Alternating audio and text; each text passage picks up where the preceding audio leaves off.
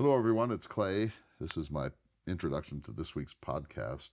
The program is a conversation with my friend Russ Eagle. We're both out here at Locksaw Lodge in this magnificent retro lodge tucked into the Bitterroot Mountains west of Missoula, Montana. It's actually in the Bitterroots in Idaho. I've been there now 50 or more times. It's my favorite place in the American West. Absolutely what you would want a retro lodge to be like. It has all the amenities, but none of the luxuries that you associate with Aspen or Vail or Jackson Hole. And that's what makes it so precious, that it really is a place where people, average Americans, can go and have a spectacular experience, eat trout, eat bison meatloaf, drink good wine, hiking trails in every direction. And then on the last day of each of the 2 winter encampments, we go up to Jerry Johnson Hot Springs, which is just exactly the platonic idea of what a hot springs in the mountains should be. This year, on week 1, this is between the 2 weeks, we went up on the Thursday. We were mostly alone there because the University of Montana has not yet opened for the spring semester, and that takes out that crowd, and they're usually grossed out by us geezers anyway. And there are about 5 pools, so we kind of fan out. But the pool closest to the river is my favorite, and then 2 of us, well, 3, 2.5, let's say, got out of the hot tubs, the hot springs pools, and got into the river itself.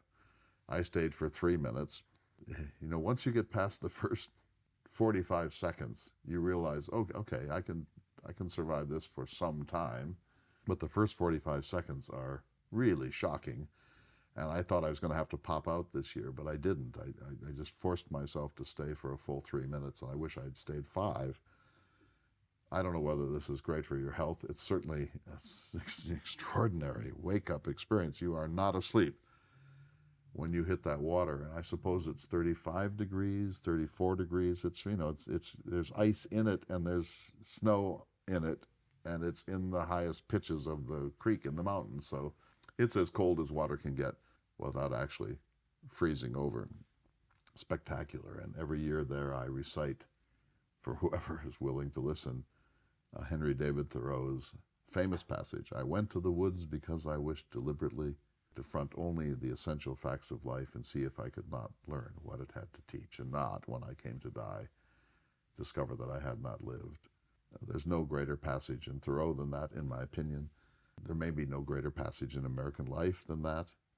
What is it to live deliberately? What would that look like? What would it be like to simplify, to pare down, to focus, to, as he puts it, to drive life into a corner and reduce it to its lowest terms? What would that be like? I'm working on it. It's such a pleasure to be here with Russ. We went out for dinner last night to talk about my Lewis and Clark trip, which is coming in 2025. That's something I know a great deal about. I've been at Lewis and Clark all of my adult life, truly. I have a couple more Lewis and Clark books in me if I can only find the focus to get them out. And one of them, at least, would be a very important contribution to Lewis and Clark studies. So this is going to be an extraordinarily interesting 2025. I'll begin my journey on around May 1st at Monticello, and I'll work my way slowly to the Pacific. But I'm going to do the side trips along the Ohio, and I'm going to go on the Marias River, which is sort of at the eastern portal of Glacier National Park, have a little time on a raft on the Yellowstone as it comes out of Yellowstone National Park. I'm planning to extend my annual canoe trip on the Missouri for 3 more days into the Breaks country, the very seldom visited Breaks country of the Missouri, east of Judith Landing. And at Russ's suggestion, I'm going to keep a Lewis journal in the manner of Lewis, a sort of parodic day-by-day journal using some of the language and many of the attitudes of Meriwether Lewis to see if I can't learn something more about his language, and so on and so forth. It's going to be fabulous. So this conversation today sort of wraps up in some ways. We're not done yet, of course, the Travels of Charley tour, and we spent some time talking about Steinbeck and the accusation recently put forward that he was a plagiarist, which of course is not true, and his honesty, his patriotism, why he's such an extraordinary American human being, a citizen, in addition to being one of America's greatest novelists. So all of that and more on this week's program. We're talking about a friends group, so you'll be able to join that soon. We ask that you contribute what you can to the success of Listening to America. Our needs are mighty, and if you can buy me a new pickup or even a great used pickup, you'll be the person of the greatest gratitude that I can possibly imagine. But I've got to get a new pickup before I start again.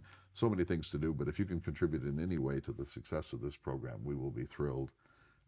I'm having the time of my life. I hope you're enjoying being along for the ride. The website LT America is there, and I'll be adding things all through the winter before I begin around May 1st, year 2, as we approach the 250th birthday of the United States on the 4th of July, 2026. So let's go to the show.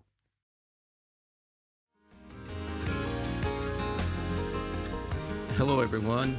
Welcome to this week's podcast of Listening to America. This is Russ Eagle, and I am here with Clay Jenkinson Clay in one of your favorite places in the world. Yes, Russ, we are at Lochsa Lodge, which is about 60 miles west of Missoula, Montana, on historic U.S. Highway 12 in the heart of the Lewis and Clark Trail, in the midst of the Bitterroot Mountains. We're between two humanities retreats. The first one that ended yesterday was on Henry David Thoreau and Edward Abbey. Now we have a little break, and then beginning Monday, the second of the two is on Shakespeare, 2 plays. First, the comedy As You Like It, one of his greatest comedies, and then what some people believe is his greatest tragedy, King Lear. This takes place in this extraordinary mountain retreat with a kind of a retro lodge, exactly the lodge you would sort of put in your mind's eye if you were thinking of what that place should look like. Big bonfires every night, snow everywhere, but not cold, people in cabins. Some of the cabins have all the amenities, and others you have to feed a wood stove. It's almost my favorite time of the year. You're part of it. You and your wife, Liz, are camp hosts, among other things, and you're a frequent contributor to Listening to America, and today we'll talk about where things are. Yes, and I guess in terms of your Airstream journeys, you're sort of in a transition period. We might tie up some loose ends on Steinbeck today, but also you're getting ready for Lewis and Clark, the Lewis and Clark Trail in 2025. And in between, your definition of downtime is probably a little different from other people. You're here at Lochsa Lodge for 2 weeks, and then you're headed where over the next month? Yeah, it's crazy time, Russ. First, let me say this about the Airstream. So it worked flawlessly on the whole. It was all user error, I'm afraid to say. And at the end of it, I decided to leave it on the East Coast for the winter because it made no sense to drag it all the way back to North Dakota and store it in cold storage. Plus, I'm going to be starting year 2 on the Lewis and Clark Trail from the East Coast. So you arranged in near your community, Salisbury, North Carolina, sort of an RV and boat storage place. And you and I took it there at the end of a little extra journey we made at the end of the Steinbeck trip. And that turned into be something of an adventure, just to put it in a nutshell. And then you can tell your version of it. We were trying to figure out where exactly to turn into this boat RV storage place, and the roads were clear. There was a hill just in advance of us, and as we were sort of dithering, and I'll take full responsibility to figure out where exactly to turn, when I began to do it, a cement truck came roaring at us at about 45 miles per hour, and you can tell the rest. Well, I think you're being kind to the driver of the truck when you say 45 miles per hour. But you're right. We were literally a stone's throw away from the end of your 21,000-mile road. We could see Liz on the other side of the street waiting for us to open the gate. And as you started to pull out, this truck did come roaring over the hill. I can't tell you much in detail of the next few seconds because I closed my eyes and covered my head. You darted out of the way. So within, a half a second, I realized we were not going to take a direct hit, but I was still just cringing, waiting to hear the crunch of the Airstream. So you made a great evasive maneuver. We were looking over. I know you read all of the questions and comments people send in. I was looking over them, and you got a lot of advice from people on things to do, ways to improve. For example, backing an airstream in, and you had to do quite a job putting it in the storage unit. You had about a foot to spare on either side, and there was a post in the way in the worst possible place. And I think Liz described it as a 52-point turn, but you backed it in there perfectly and expertly. So I'm sure you appreciate all that help that people have given you over the past year. And just what I need, more advice. But I'm glad for it, of course. But just a couple of things, so that when you and I sort of simultaneously discovered that we were about to be killed by a cement truck, which is not the way you want to go, and there was no stopping it. They couldn't stop, and I was too far into the lane to pull back. And so there was only one thing to do, which was to floor it. And fortunately, we were able somehow, and I'm not even sure to this day how, we just avoided being hit. As you say, we weren't going to be hit in the pickup. You weren't going to be killed, although who knows once the Airstream starts to do its rolling. But I thought that I was going to hear the sound of like tinfoil as the Airstream was collapsed into nothing. We got across safely. And then the second problem became now slowing it down, because you had to super accelerate to get, and then they're down a hill into the RV site. Once we got through that and sort of the heart attack mode was over, then maneuvering into that space. And I've learned how to back up pretty well, but this was an almost impossible thing. But I was by now so relieved just to be alive, Russ, that I was able to do it pretty well. I think all three of us were like, wow, that shouldn't have happened. So to get to the end of that story, the rig is safely in storage, grieving over its near-death experience, winterized, ready to go. So in the spring, I'll come back to North Carolina with my pickup, and you and I and Liz will go fetch it and see if it's still there.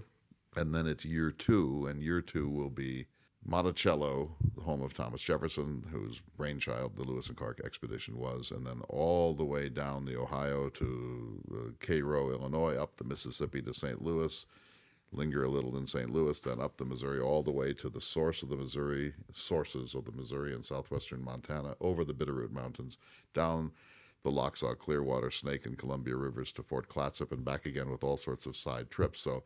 So much for year one, and here comes year two, and we're now in what we're calling sort of a rest mode. But you're going on the Lewis and Clark Trail. You've done this before. There are probably few people out there that have spent more time than you on the Lewis and Clark Trail. It's not nearly as busy these days as it was, as the bicentennial fades into the past. How are you going to approach this? Are you going to use the same lens? Do you have new ideas, new things you want to see? I know water has become a big thing in your work. Will that play into the way you look at the Lewis and Clark Trail over the next year? So yes, assuming that I get through the next few weeks. So I'm going to Switzerland on a personal joy. I'll be celebrating my birthday there, and then coming back and going to Cuba. You and Liz and others will be on this Cuba trip. It's a trip of a lifetime. More than a week in Cuba, from end to end of that extraordinary island, just 90 miles off the coast of Florida. And then when I come back, I have some other things that I must do, including some performances in Moab in the spring and more work on water in the west. And after all of that, then I pick up year two, the Lewis and Clark trip. So I'm not sure, Russ, you and I talked about it last night over dinner. What exactly should this be? It can't just be the same as the Steinbeck trip. He was really kind of racing around the country, and he didn't have a thematic purpose except his search for America, which was a really interesting quest. But this is a little different. I'm a Lewis and Clark expert. I edit the quarterly journal We Proceeded On, which everyone should subscribe to. I've been on the trail all my life, so I have flown over much of it. I've flown over some of it, a whole 2 states, in a small Cessna airplane. I've helicoptered over certain pieces of it. I've been horseback over the portions of it in the Bitterroot Mountains. I've gone in an RV film company from St. Louis to all the way to the Pacific. I've driven it 4 or 5 times in different ways. I've canoed chunks of it, especially the White Cliffs section of the Missouri, and pieces of it in North Dakota. So I really know this trail, and of course I read about it constantly, and have written books about Lewis and Clark. So this is a really central subject to my life and my work. But I've never driven see the shining sea, as Stephen Ambrose put it. So that's one thing I'll be doing. The second question is, how do you do this? So I'm going to stop at every interpretive center, and there are more than a dozen of them up and down the trail. I'm going to give lectures here and there. I'm going to meet with Lewis and Clark experts and interview them, sometimes in the Airstream and sometimes not. I'm going to get on the water on all the major rivers, at least for a short period. So I've got all that. I'm going to take, I hope, about 50,000 photographs, too, because as the editor of this journal, I need to be able to illustrate any article that comes in on any aspect of Lewis and Clark. And so I've got a huge agenda. And at your suggestion, I'm going to keep a Lewis-like journal. So I'll have my own journal, but every day I'm going to try to write a short entry in the manner of my friend and hero Meriwether Lewis. So that'll be a parody, but that'll help me understand his use of language. So it's a huge agenda, and of course it will be difficult to do all of that, but I'll begin around May 1st from your end of the world, assuming the Airstream survived. And then I will end it about September 15th. I'll go all the way out and most of the way back, and I'm hoping to conclude the journey with you. I hope you'll be there at Hohenwald in Tennessee, which is where the gravesite of Lewis is. I think, as everyone knows, Lewis died just 3 years after his return on October 11th, 1809, about 70-some miles from Nashville on the Natchez Trace, and he almost certainly died of suicide. And there's a monument there with a broken pillar to observe the fact that he died by suicide. So that's how I think it will all end, but much more planning to come, my friend. You're going to be spending a good bit of time on the East Coast. Can you explain why you start at Monticello, why you go to Pittsburgh, for example? Just quickly, I know we need to take a break here shortly, Russ, but I'm going to start at Monticello because, of course, that was where Jefferson conceived all of this. The Monticello's portico faces west into the interior of the continent. This was the fourth attempt he had made to get somebody up the Missouri, and finally this one succeeded. I'm going to go to Philadelphia because that's where the American Philosophical Society was and is, started by Benjamin Franklin in 1743, and they have some of the original journals. And so there's a lot to do in Philadelphia. And, Jefferson sent Lewis to Philadelphia to train with Benjamin Smith Barton and Andrew Ellicott and Dr. Benjamin Rush because he wanted him to get a kind of a short course in Enlightenment science. So I'll go there, and then I'll go to Pittsburgh where the keelboat was made and where he picked up his dog Seaman, the Newfoundland, and then to Harper's Ferry where he picked up his 15 Harper's Ferry rifles and the iron boat frame and so on. So I'll do all those sort of preliminary places, and then at that point get on the Ohio River and start down the journey per se. We are out of time. We can come back to that, and also when we come back, at least one issue we need to resolve about the Steinbeck trip that your listeners have been asking about. So you're listening to America, and we'll be right back.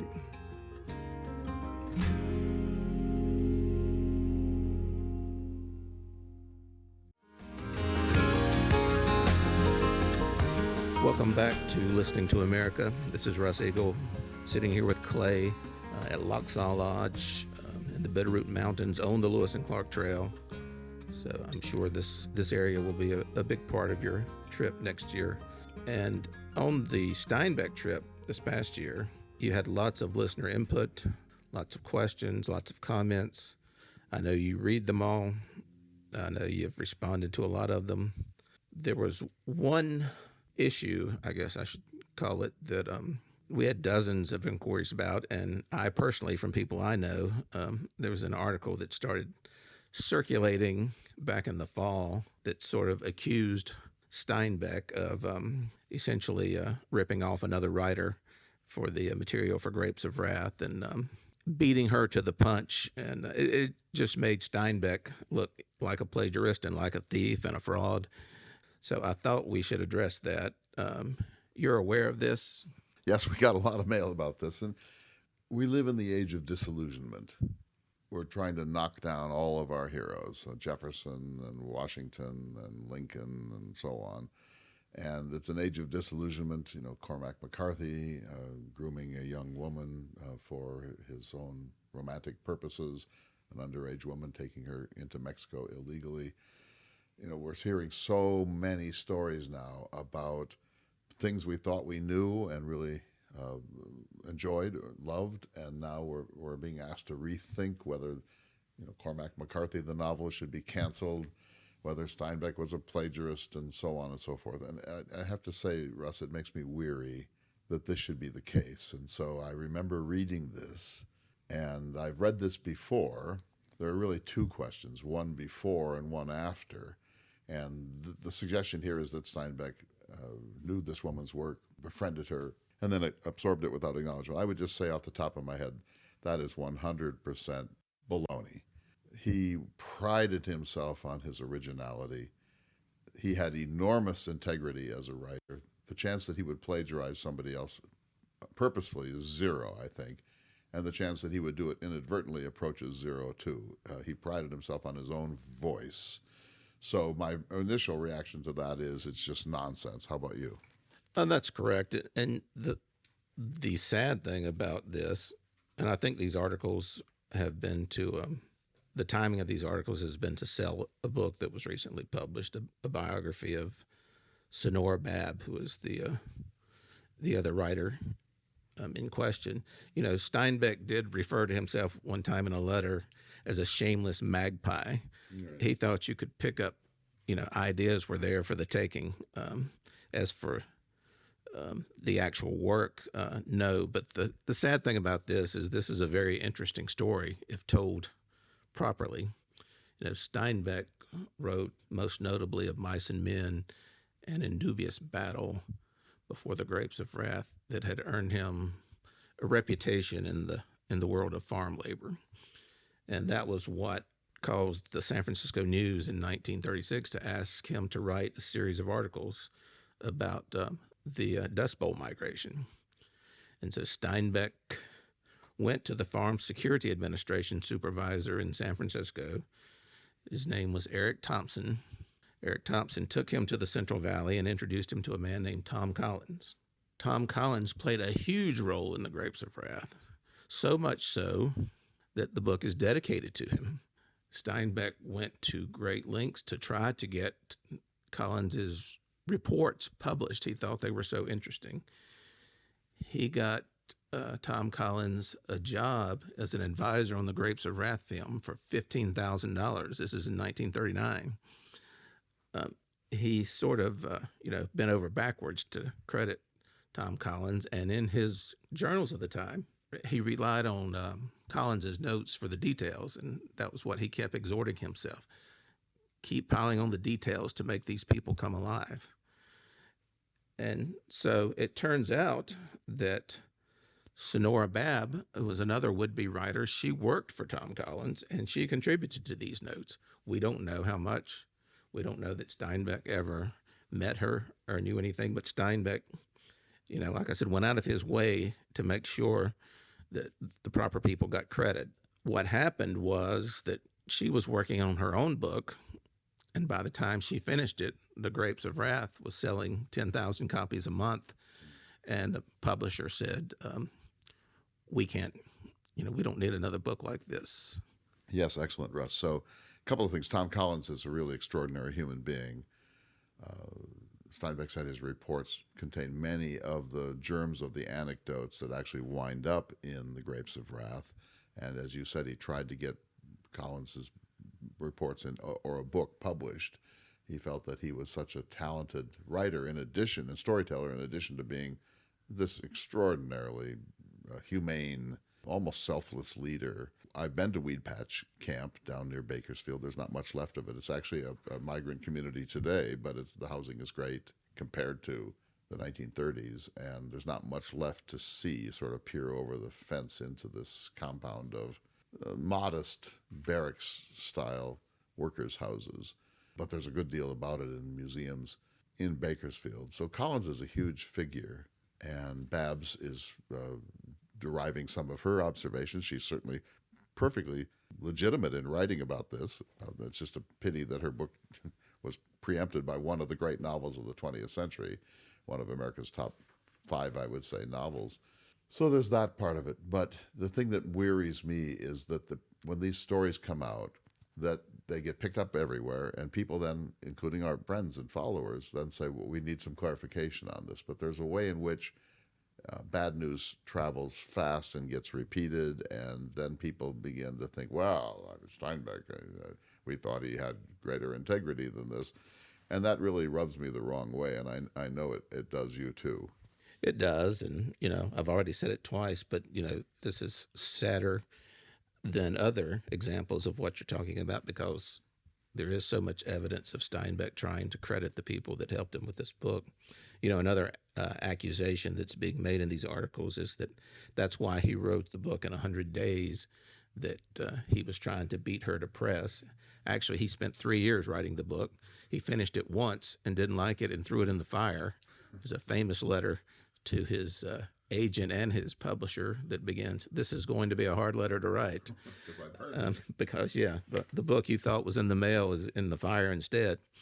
But Jackson Benson, Steinbeck's biographer, he found these reports of Tom Collins, and in a book, not the biography itself, but a book called Looking for Steinbeck's Ghost, there's a long chapter on Tom Collins and this whole matter. It is a very fascinating story. Tom Collins was an extraordinary man, and I've read Sonora Babb's book, and it's an excellent book as well. I just think the idea that Steinbeck did anything unethical is just ridiculous. So per that, for example, Shakespeare wrote Hamlet, and there was a previous Hamlet. That previous Hamlet is gone. It can't have been very useful or interesting. He was working from a story that was well known. Steinbeck and Babs are both writing about the same thing, and they're writing in some sense through the filter of Tom Collins' experience at the place that was called Weed Patch in the novel. So it was not surprising that there are echoes of each other's work. And I'm glad to hear you say that her book is valuable and it's worth reading. And you, as a Steinbeck lover, have read it. At the other end, the growers were angry at this book, really angry. Agribusiness establishment of California really hated John Steinbeck and would have liked to destroy him. And he was actually warned by friends not to be in a hotel room alone, certainly not to open the door, that maybe a woman would be sent up to compromise him and to cry rape and so on. He didn't want his photograph circulated. He didn't want publicity about himself. He was a notoriously private man. But then a book came out to refute him, didn't it? So that a novel was written by another woman, to refute Steinbeck and say, no, of course there was some hardship for these workers, and of course there were some difficulties of tens of thousands, even hundreds of thousands of people from Arkansas and Oklahoma and the Dakotas and Kansas suddenly appearing in California when there was no infrastructure really to absorb them.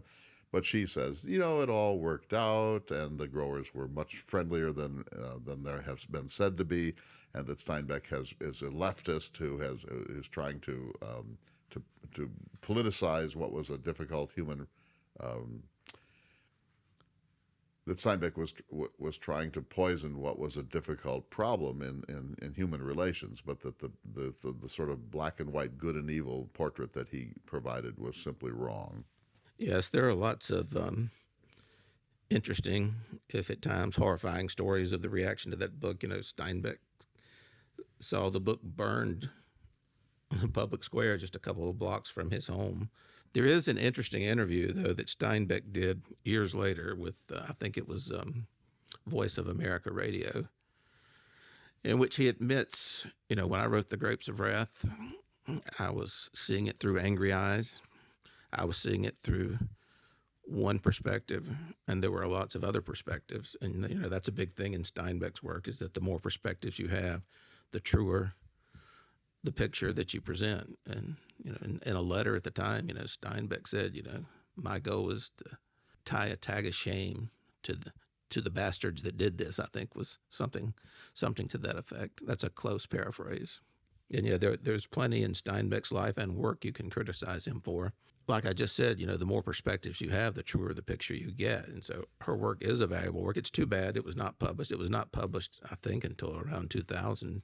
All these articles surfaced then. I emphasize, read Jackson Benson, Looking for Steinbeck's Ghost, and you can read the true and fascinating story of Tom Collins and the contribution that he and his staff with the Farm Settlement Administration made to the Grapes of Wrath, which Steinbeck was forever grateful for and always acknowledged. My trip was not about the Grapes of Wrath, although I did go over to Tehachapi Pass. I stopped in Bakersfield and went to Weed Patch. I went to Needles, where Noah, the brother, leaves the story, and I actually went into this little zone, which was kind of a permanent RV park, a mobile home park on the river, on the Great Colorado River. And I dipped my feet in the Colorado because, as you know, when they finally got there, Tom and Pa and others go bathe in the river and sleep by the river. So I did, and I was on Route 66 for significant portions of the southwestern chunk of my journey. But it wasn't a Grapes of Wrath journey. It was a Travels with Charley journey. So one of the things that I have done to get ready for my own journey is to read other accounts of other people retracing Travels with Charley, and most notably a man named Bill Steigerwald did and wrote a book about it called Dogging Steinbeck, and I've interviewed him, and you and I have mixed feelings about his work, but he certainly played a contributing role to this. A Dutchman whom I've also interviewed made the journey with his wife and in a car, and he wrote a really spectacular book. And so people do this from time to time, and I think that the Grapes of Wrath sometimes gets kind of recreated in one form or another, and there's a film, isn't there? Right, and we have had a couple of listeners mention this to us. There was a film that was released, I believe, in 2019. It's a documentary about something that occurred in 2015. The name of the film is The Bikes of Wrath.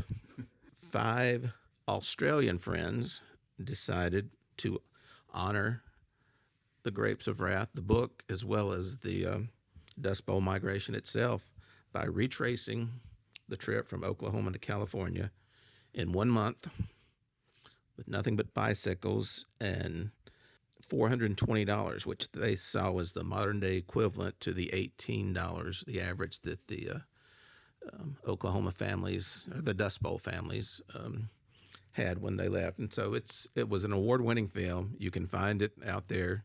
Funny at times, very poignant at times. And, I don't want to give away what happens, but I highly recommend it. I have not seen that. Of course, my goal in this was to concentrate as much on Travels with Charley as possible. The Grapes of Wrath of 1939, Travels with Charley 1961. So there's a whole generation in Steinbeck's life. So I haven't seen the film that you're talking about. I will now go see it. It sounds interesting to me. When you were talking about it, I remembered that of all the videos I produced on my journey, the one that seems to be most looked at or admired, I'm not sure what the right word is, but I was on Route 66, and it was 100 degrees in the air and about 115 on the asphalt. And as I was driving, I thought, I should stop and do a little video here, because a true You Are There video. So I did, and I was squatting by the side of the road, because there's a famous passage in the Grapes of Wrath where Steinbeck says, you want to worry about revolution. The revolution's going to start when 2 men begin to squat, or a third joins them, and they squat in the borrow ditch by the side of the road. And that moment is when the idea of the revolution, when people are not just isolated, atomized individuals, but they begin to form a phalanx of people that are discontented. And so that's where it's going to start. That you want to snuff that out right there if you're going to do it. Now's the time to prevent the revolution. I love that passage. I know you do too. And so I thought I would read it out loud on camera. So I had to get my camera on a little tripod next to the road, and it's 115 or so degrees on the tarmac, and I'm as parched and just look like a raisin. And trucks are roaring by, and wondering what the hell's going on in the ditch. But I did it, and it turned out to be a very well watched, if only to see an idiot in 120 degrees on the tarmac of a road. And then you, of all people, said, I thought you would have been able to recite that. And so, yeah, fair enough. Well, you can take that as a dig, but, I've seen you over the years. You have remarkable ability to recite passages, epic poems, all sorts of things, from the Lewis and Clark journals, from the papers of Jefferson, from so many places. You talk about those You Are There moments, though. Just a couple of days ago, we were traveling down Highway 12 in Idaho. We came to the trailhead of the famous Windover hike. People may remember about 48 hours before we headed up that trail last summer, it was essentially destroyed. I know there are efforts underway now to reopen that trail, and I know it's something very important to you. And I didn't know if you wanted to say something about it. I do, and I'm glad you brought it up. So when we were here in the summer to begin the annual Lewis and Clark cultural tour, our outfitter and good friend, Wayne Fairchild, called us over to his house, and he was in this lugubrious, almost grieving mood. And he said this wind burst came through. It's destroyed a lot of trees in Missoula and up on the trail. The trails are closed. The campgrounds are closed. The road was even closed for a time. We can't do the trip. And I've never seen him gloomy before. I don't think you have either. And then within half an hour, he figured it out. Said, "No, we'll do this, we'll do that," and he found a workaround. But we couldn't climb the famous Wendover hike, which is sort of the centerpiece of the adventure every year. I urged Wayne to apply for a grant from the Lewis and Clark Trail Heritage Foundation to clean up the trail. He got that grant of about $7,500. He's going to begin, and he told us last night over a beer. And he told us about his plans to go up there this early May with a crew and horses and chainsaws and chains and to clear the trail from the top down. Russ, it sounds like a much bigger adventure than we're ever on out here. This involves a lot of variables in the most snowy, difficult time of the year on this already difficult ridge. It's going to be an incredible adventure, and I'm urging Wayne to get a videographer and to have on-the-spot interviews, to have GoPros, to have still photographs. I want biographical details of all of these people, because this is a story worthy of the Lewis and Clark expedition. It's a 21st century expedition, which when you take horses up these trails in the snow and chainsaws and these are huge logs that have fallen. This is going to be an amazing adventure. Yes, I think, in fact, it was on that trail, on a horse, that William Clark's desk was destroyed on the famous climb up to the Lolo Trail. Clay, we're out of time for this segment. We need to take a break, but when we come back, maybe we can sort of tie up for one last time your initial Airstream trip for Listening to America. You're listening to America. We'll be right back.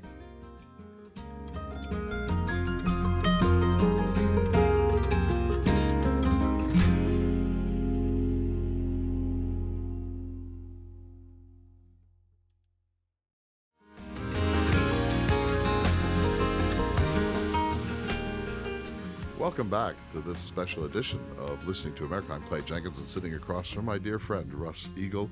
We've had quite a year, Russ. You were on the annual Lewis and Clark Trail. You were part, a year ago, of the January humanities retreats at Lochsaw Lodge. You and your wife, Liz, are hosts and participants. Then you and I met a couple of times on the Travels of Charley tour in Chicago at the famous Ambassador East Hotel, and we went to a Chicago White Sox game during the worst, I believe it's the worst baseball record in history.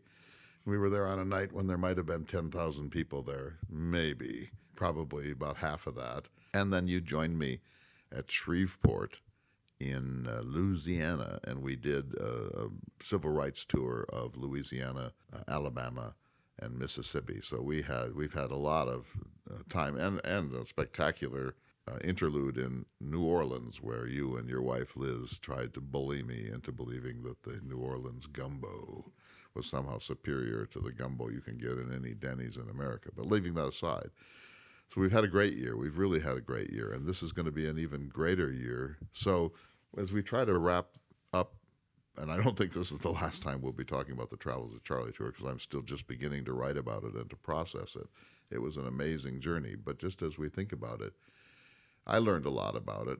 I think you learned something about Travels of Charley by watching me go through this series of motions around the country. But it was 21,000 miles, 41 states, absolutely unbelievable scenery in every direction. But the differences between my journey and his journey are really great, aren't they? Well, certainly they are. I know you tried to stick to the so-called blue highways. There's only so many times you can do that, pulling a rig like you were pulling. You and I have gone to the Steinbeck Center and seen the paperwork from when Steinbeck bought that truck. We know we know exactly what he had, what sort of engine, what sort of brakes, what sort of steering, the tires, everything. He could get around easier in the smaller vehicle, because I know it was less than convenient for you to uncouple the airstream, but it's similar. I can't help but compare it to the Lewis and Clark Trail in the sense that I've always, I read the journals long before I ever drove or canoed or hiked the trail, and it changes your entire perspective. That mental picture that you have from reading the book just goes out the window when you're there, and it just is replaced by a whole new thing. Yes, absolutely. So doing it is so important to understanding it. And I knew that, of course, because I have followed the Lewis and Clark Trail essentially for 40 years, off and on, and you learn a great deal by doing it. And I didn't think that would be quite the same with Steinbeck, but it is the same with Steinbeck, and I learned a great deal about it. But there's also just such a difference. So the population of the country in 1960 was about 200 million. Now it's 330 or more. There were no RV parks to speak of in his time, so he had to really be resourceful to figure out where to stop and where to sleep. But the biggest change, I think, is that the country was a much more, I'll call it innocent country back then. People believed in the press. Walter Cronkite was regarded as the most respected man in the United States. They believed in Congress. They believed in the presidency. They believed in the Supreme Court and the judicial branch of our government. And so if you look at the difference between then and now, there's been a collapse of public respect for all the major institutions of American life, to the point where most people are cynical.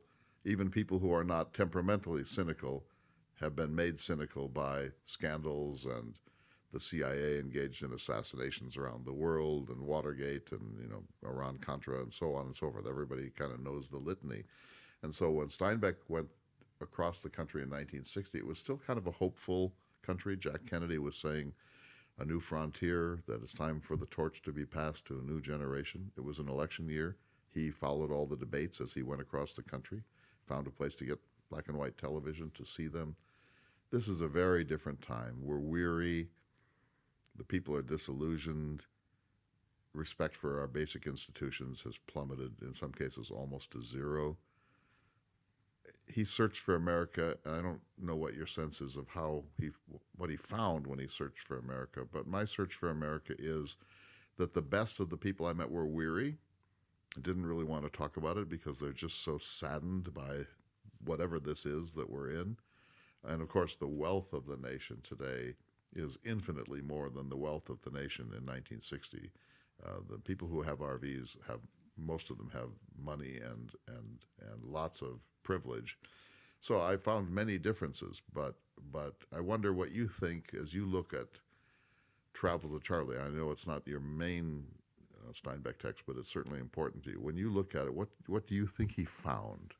Well, first of all, I think the sort of change in approach between then and now that you're talking about, I think that really heavily colored Travels with Charley. Steinbeck, I tend to say he was almost naively patriotic at times.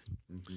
He believed in democracy. It's funny that he became famous for a book that people see as criticizing America. I don't know of many writers that actually love this country as much as Steinbeck did. He absolutely refused to make speeches or public appearances except when he was overseas. He thought this was his responsibility as a good American.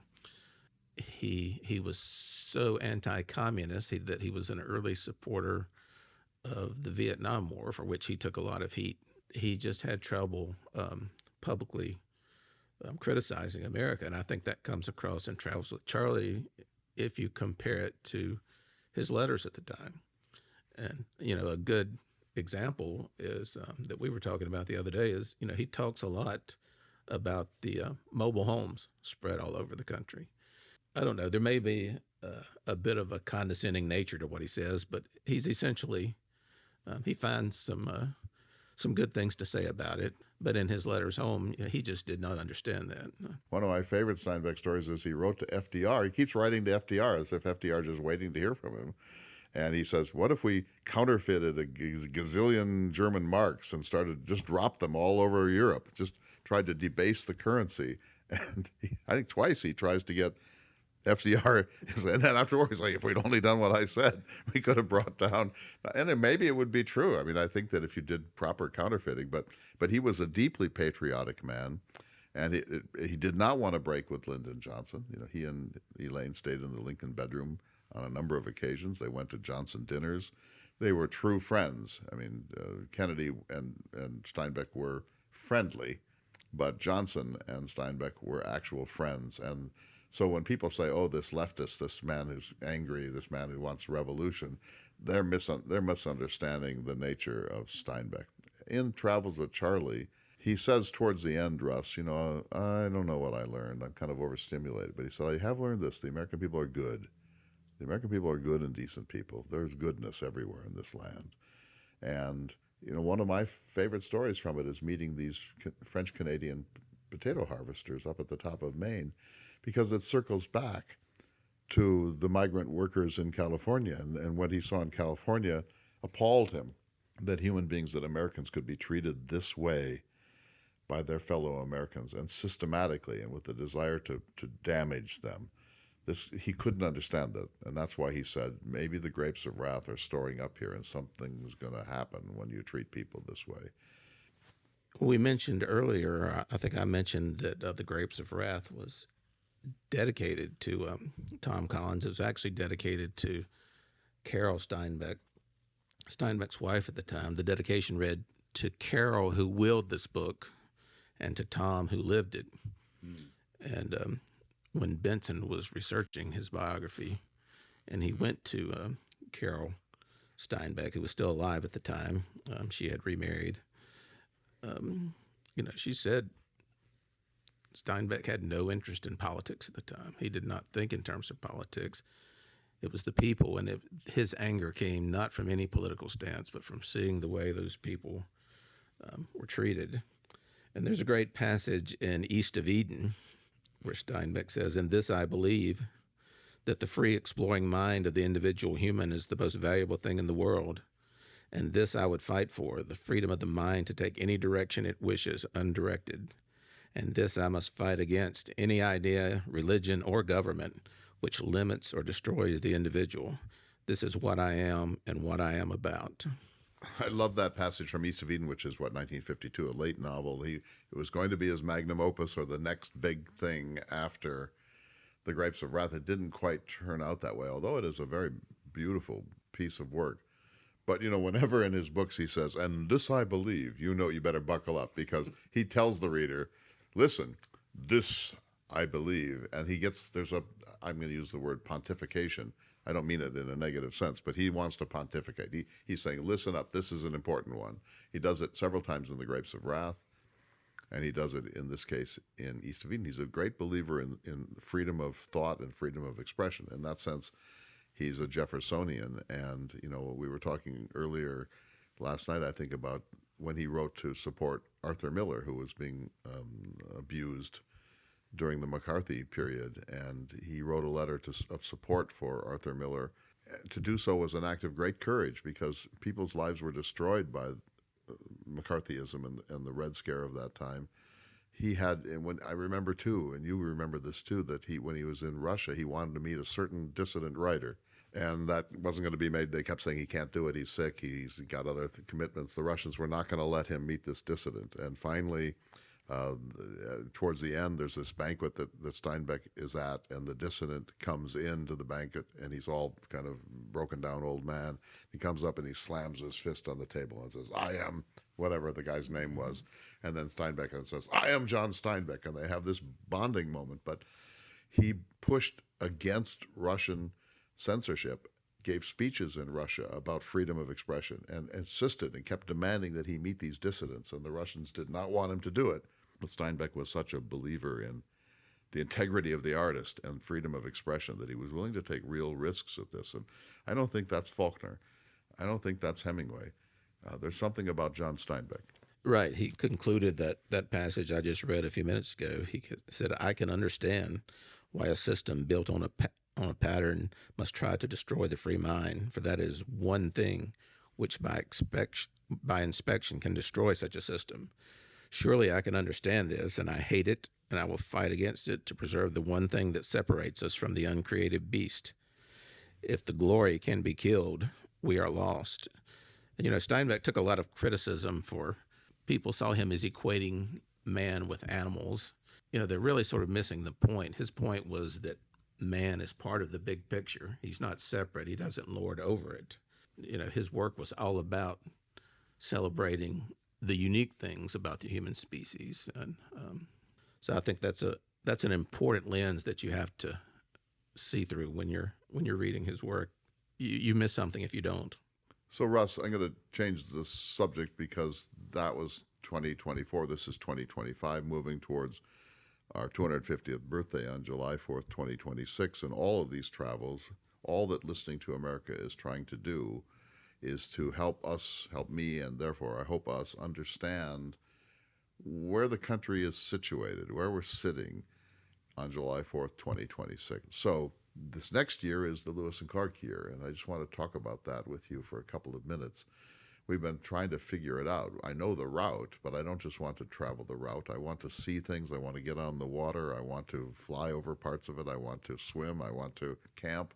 I want to meet extraordinary people who are not just experts, but people who make knives, people who are buckskinners, people who like extreme camping, people who do long hikes, like hikes along the Appalachian Trail or the Pacific Crest Trail or along the entire Lewis and Clark Trail. I know a friend in North Dakota who has had a catamaran for several hundred miles. I know people that have canoed the entire distance. I want to meet them and see what makes them tick.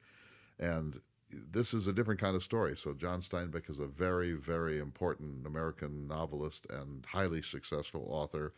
And of course, he's associated with road travel, The Grapes of Wrath. Lewis and Clark is different. Lewis is Jefferson's protege. Jefferson wants Lewis to see what's out there, to make an inventory, but also to meet with the indigenous peoples and bring them into the American orbit in some benign way, if possible. They travel 7,689 miles, mostly by boat. They have wild adventures. Of course, there's the famous Sacagawea. Steinbeck doesn't talk a lot about Native Americans. You can't talk about Lewis and Clark without dwelling a great deal on their encounters with Native Americans. And I see the trip as encounters with people, some French Canadians, but mostly indigenous people. I think more than 50 tribes is the usual list. Encounters with landscapes. Nobody on the expedition had ever seen the Great Plains. Nobody had ever seen a treeless place before, and that sort of freaked them out, including Meriwether Lewis. Encounters with language, like what do you call something that has no previous name in the English language? And so they're constantly listening to indigenous people or trying to figure out what to call places. And then encounters with self, and the encounter with self that I'm most interested in is Lewis, who seems to have come apart. Something about the journey disintegrated him. He becomes a tragic figure, therefore. So I guess the point I'm making, Russ, is that the tone of this second year is quite different. I'm going to try to make it about the westward movement in America, Manifest Destiny, encounter stories, Kit Carson and Hunter and Dunbar and David Thompson, the Canadian traveler, and of course Fremont and Lewis and Clark and others. But I also think that one of the things that I so enjoy about our friendship is that in some sense I brought you into the Lewis Clark world, not fully, but in some sense. I didn't bring you into the Steinbeck world. We were kind of on parallel Steinbeck tracks when our friendship really began to flourish. And so this next year I want your input on the Lewis and Clark story, and you'll meet me along the trail when we can. We're planning a trip on the Marias River, which was named after Lewis's cousin Mariah. So we got some adventures ahead, but I'm very interested in how you think a Lewis and Clark trip will be different from a Steinbeck trip. Well, first of all, you did essentially bring me into, it was your Lewis book that brought me into the Lewis and Clark story. I found Jefferson first, then you through Jefferson, then Lewis and Clark through you. So much of your work, there's a sort of a road trip motif to it, whether it's the space program, which is a different kind of road trip, Lewis and Clark, Steinbeck, and there have been others, and I know there are still others. You and I have been on a couple that would make for a humorous anecdote or two.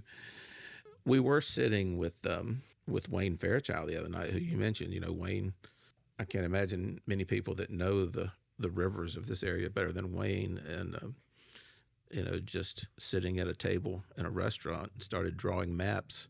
Lewis and Clark, it's not linear.